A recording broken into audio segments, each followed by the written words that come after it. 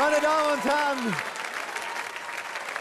die steirische Harmonika ist und bleibt nicht nur mein Lieblingsinstrument. Millionen Menschen lieben den Klang genauso gern wie ich. Und deshalb haben wir uns was ganz Besonderes überlegt. Heute bei unserer großen Show aus der Steiermark spielen die Harmonika- und Akkordeonstars des heutigen Abends zum ersten Mal gemeinsam mit mir hier auf der Bühne.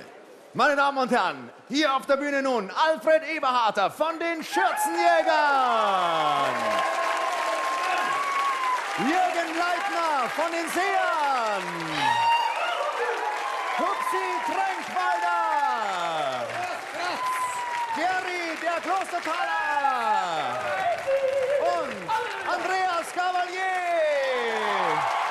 Und jetzt die Hände nach oben, jetzt packen wir's mit dem Dimple Borischen. Und come on.